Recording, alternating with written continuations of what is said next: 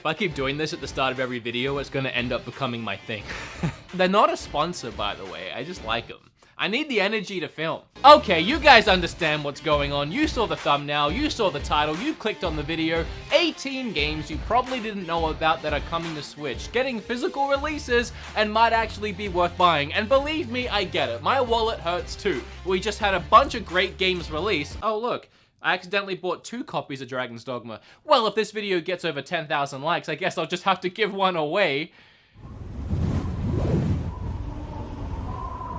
Rest in peace our wallets already, and the last thing we need right now is for some Australian schmuck with long hair to come along and tell us all about 18 more games we might want to buy.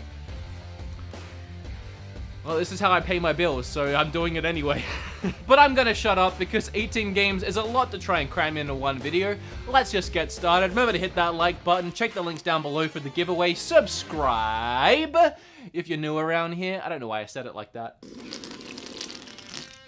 For the King is the name of the first game on the list.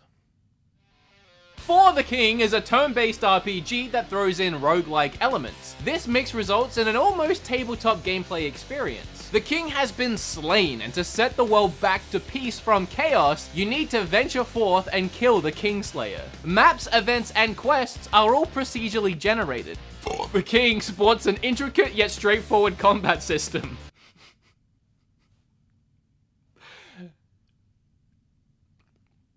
If that was too gross, I'm gonna do another take. For the King sports an intricate yet straightforward combat system. The tabletop world, animation, and aesthetic design all cohesively work together. For the King might have a world worth exploring when it releases on May 24th. Enter the Gungeon. A lot of you might be thinking, I thought that game was already on Switch. Well, you're not wrong, but it was digitally on Switch. Remember, this list is all physical games, meaning Enter the Gungeon is finally getting a physical release on Switch. And I, for one, am very excited. This was one of my favorite indie games that I played last year. Enter the Gungeon is a fantastic twin-stick roguelike shooter that will pull you in again and again for just one more run. Oh, I'm sorry. It appears this video is now blocked in your country. That sucks. Well, I'll just bring up ExpressVPN for you and change you to, let's say, Canada, assuming you're not already in Canada, and then this whole bit doesn't even work. And oh look, here I am. I'm back. Yay! ExpressVPN is awesome. Also the sponsor of this video, so let's talk about him.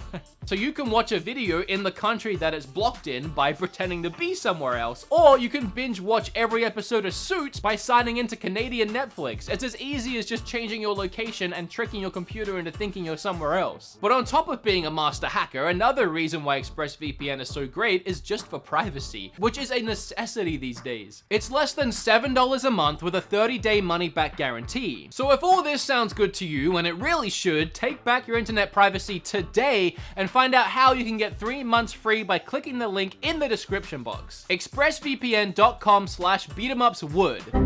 Oh great, and now we're blocked in Canada too. How about Australia? Does that work for you? Alright, great. Thanks again ExpressVPN for sponsoring this video. Let's just move on and keep talking about these games. Okay, a lot of you have probably already heard about or you're excited for the Crash Team Racing remake, but I'm not sure how many people know that, yeah, it actually is confirmed to be coming to Switch. Crash Bandicoot is making his second big appearance on the Nintendo Switch with Crash Team Racing Nitro Fuel. All of the original game models, characters, tracks, power-ups, and controls are intact in this party kart racer. And now that we have so much Crash on the Switch, is it about time we saw Crash in Smash Brothers? Is that something that we even want? Is that something we'd even play with? Can my voice go any annoyingly higher? Moving on. I'm never sure how to pronounce this next one, but My Time at Portia? Portia? It's already on Switch digitally, but it's getting a physical release. Taking a quote from the game itself, start a new life in the enchanting town of Portia. I don't care ya. Restore your pa's neglected workshop to its former glory by fulfilling commissions, growing crops, raising animals, and befriending the quirky inhabitants of this charming post-apocalyptic land. I think that's the first time I've heard the words charming and post-apocalyptic in the same sentence. It's received mostly positive reviews on Switch already, so when it finally releases physically on May 13th, it might just scratch that Animal Crossing itch that so many of you have. I don't, personally. I am gonna play Animal Crossing, but so Luigi's Mansion for me, that's the, please hurry up. Trine series 1 to 3. Oh, and also Trine 4, The Nightmare Prince. This is technically 2 games in one, so I guess this list has 19. I'm gonna keep it 18 because I have OCD and even numbers are better. If you have held off of playing the Trine series, then I have some great news for you. First, Trine 1 to 3 are coming as a package. All 3 of these games in one package, that's like 2 really great games for the price of 1. And you also get the 3rd game. Trine is known for its fantastic mixture of puzzles, action-adventure, and a beautiful 2.5D art. However, the Trine news doesn't end there, because the highly anticipated Trine 4, Nightmare Prince, is also coming to Switch this September. So that's the entire series on Switch coming throughout the year. That's pretty cool, I guess. Bet you probably didn't know about that. Got him. Alright, you might know about the next one, but I don't talk about Shovel Knight as much as I should on this channel, so Shovel Knight Treasure Trove. It is finally getting a physical release on Switch. If you haven't played Shovel Knight yet, you are seriously in for a treat, and also probably in the minority.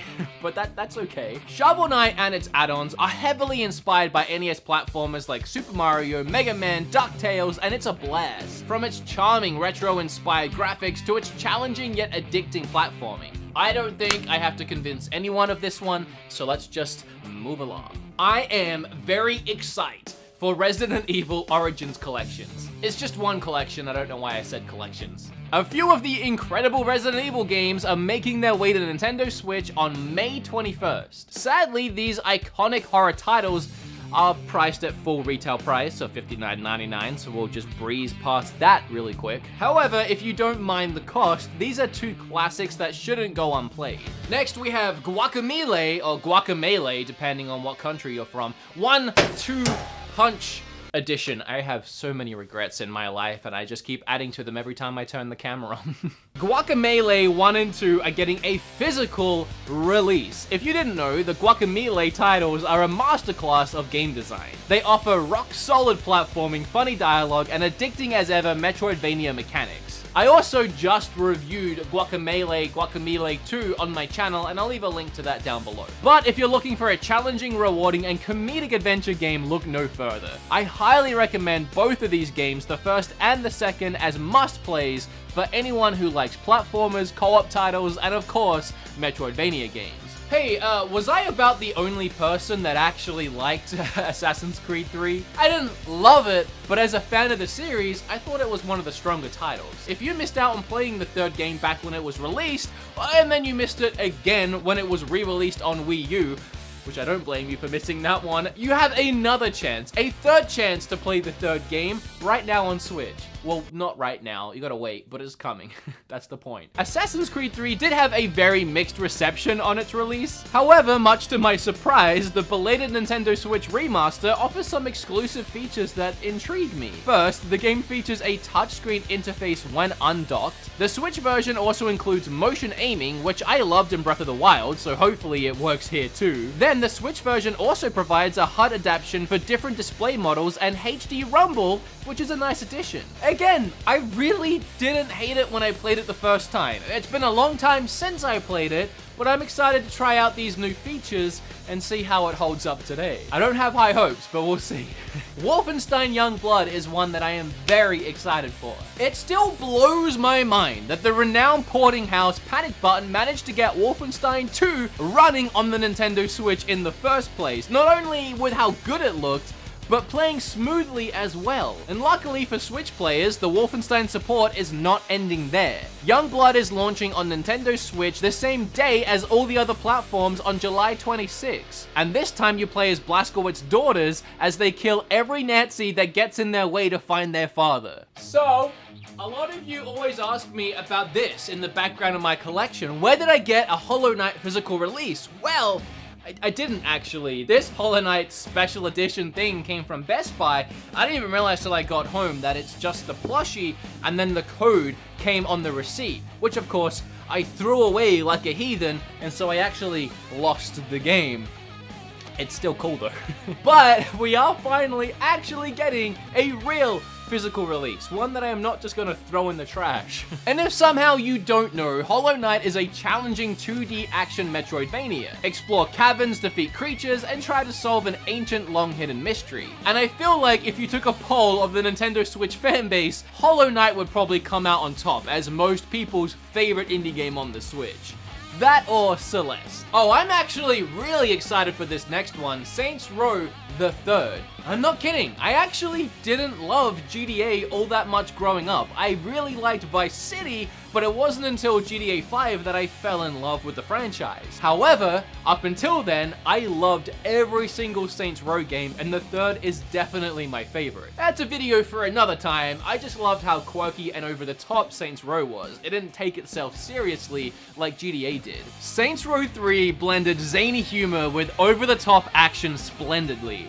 It's a raunchy sandbox game that will surely diversify the Nintendo Switch game library. The word raunchy barely even describes it. There were scenes in the fourth game, I believe, that were banned from Australia. They had to take them out of the game. So don't buy this game for your kid, buy it for yourself, play it and enjoy it, because they're a ton of fun. You know what else we haven't really got that many of on Switch other than open world sandbox games?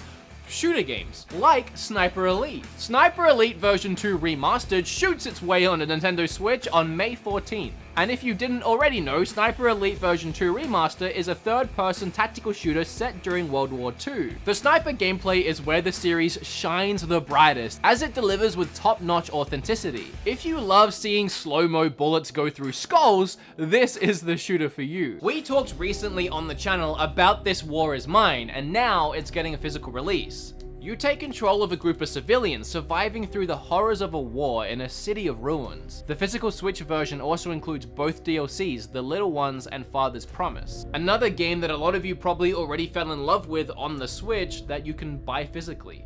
Next, we have a game I'd never heard of before called Among the Sleep. There's nothing more helpless than a toddler alone in a nightmarish home. In this first-person horror adventure, you will explore a ghoulish house and several other unsettling places through the eyes of a 2-year-old looking for his mother. With just a teddy bear to serve as company, the pitch-black night awaits with even darker secrets to be unveiled. The Switch version of this game features additional dialogues and improved visuals. Pillars of Eternity 2 Deadfire.